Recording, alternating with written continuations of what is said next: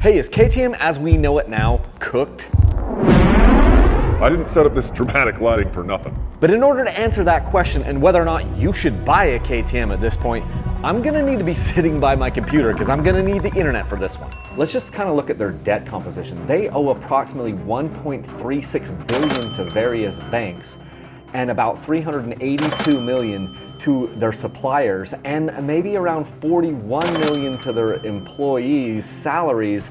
There's like 1,187 claims from creditors. I mean, they're in major problems. They've got like around $2.5 billion of claims filed against them. How in the freak did they get here? Hold the phone for just a second. There is some bright news here. I'm giving away this KTM right here behind me. It's the 2025 KTM 250XC. The thing is absolutely mint and I'm giving it away. And during the first 5 days of June, I'm gonna double your chances to enter to win that bike. Just go to my website, dirtbikechannel.com, buy anything I've got over there, or use my links to Rocky Mountain ATV to buy anything they sell, and that gets you entered to win this bike. So let's get that taken care of. Okay, let's get back to this whole KTM problem.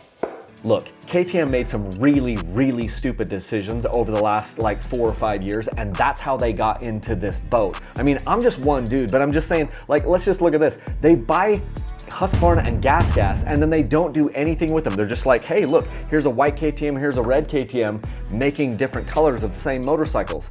And KTM is just like, they're taking all these huge risks. They're like doing this aggressive expansion during like these hard economic times and acquiring brands and doing all this stuff. Whereas like Japanese companies like Honda and Yamaha and Kawasaki, they're just much more conservative. And the other thing I think that is happening here is like KTM is much more tied to the European market and India as far as who their suppliers are, whereas like Honda and Yamaha and Kawasaki, they have more global supply chains. But I mean, this whole thing is it's just absolutely crazy. KTM is like a niche brand compared to Yamaha and Honda. Those are massive companies that have these huge diversified holdings and they make all kinds of stuff. In 2023, KTM sold around 375,000 motorcycles, which sounds like a lot, but Honda sold about 17 million motorcycles. Yamaha sold about 4.8 million.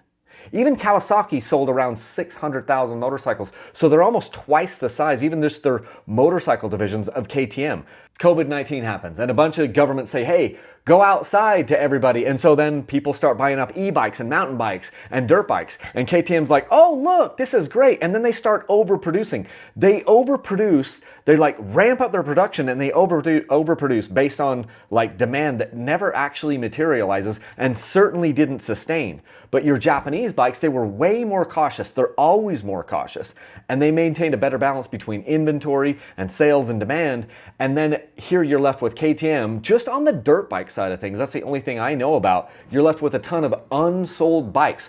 I can still call dealers and find brand new 2024 model year bikes when we should have been hitting like 26 model year bikes just here in the last little bit. I can still find 2025 model year bikes that are all over in KTM dealers. There's just way too many bikes that they produced, and now they owe billions of dollars to creditors and all kinds of people. It is an absolute mess.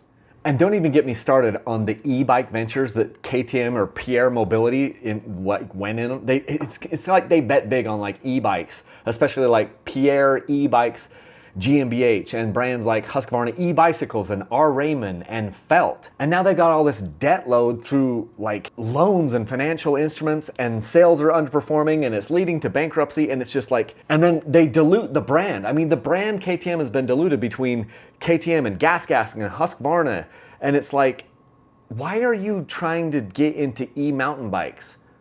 Just be a awesome dirt bike manufacturer and like a few racing bikes. So in February of 2025, the creditors approved a restructuring plan on KTM for them to pay 30% of the total claims that had been claimed and filed against them, which is around 525 million euros.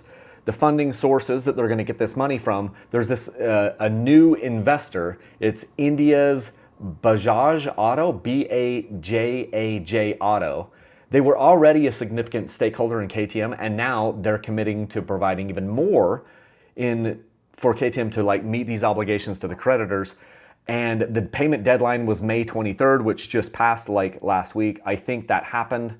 But like as of December 31st of last year, Pierre Mobility AG, KTM's parent company, reported a negative equity of 194 million euros. And their net debt is 1.643 billion due to the negative free cash flow. It's a mess. My only thought is they've got to divest all of these other things and just actually go back to the core of making some really, really good dirt bikes and a few street bikes too, and see if you can just like cut all the fat out of all these other places. But man, this thing is insane. That was a lot. Had to even change my shirt. Again, this is the bike I'm giving away here in the month of June, 2025 KTM. The question is, should you continue to buy KTMs through all of this crap? KTM screwed up royally with this thing, at least like the ownership group did. Am I gonna continue to buy KTM stuff? I'm gonna continue to buy KTM until I find out that there's somebody better making a better dirt bike for what my needs are. And even though they screwed all that stuff up and they had all those dumb ideas, this is still the best off-road dirt bike for what I like to do as far as like just trail riding and ripping and doing hard enduro, any of that type of stuff. The KTM two-strokes I still think are the best bikes out there. Now they do all kinds of things sometimes that I'm just like, I hate that they did that. But overall, this is still the most well-rounded dirt bike for me. And I'm gonna buy another one. Like this bike is gonna be given away here in the month of June, and I'm gonna pick up another one. I'll probably go get a 300XC to replace this 250. Because they're freaking amazing dirt bikes. And in the last 20 years, they've basically saved two-strokes. I think KTM has saved the two-stroke enduro bike. And so yes, I'm gonna continue to buy them until I don't think it's the best thing out there. Like Beta is a great motorcycle and Sherco is a great motorcycle. But I like these things better. And it's not because, it's because I just think it's a better overall product. Now it's gonna be interesting to see how this whole thing shakes out over the next couple of years. But I still think a 2024, a 2025, and probably the 2026 KTMs, whenever they show up or if they do, they're still gonna be the best off-road bikes for what I wanna do. Now this is the motocross bike, this is my son's bike.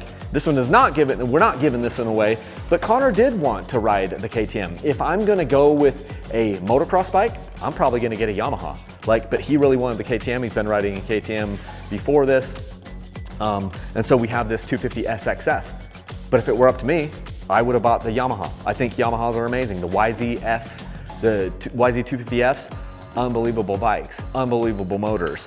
But in the two-stroke line, I think that the KTMs have just been smashing it. So I'm gonna continue to support them and buy them until I'm like, no, this isn't the best thing out there. And you guys can say whatever you want, but the KTMs over the last 10 years, for sure, in my mind, it's been the best off-road bike in the two-stroke thing, and it really hasn't even been that close.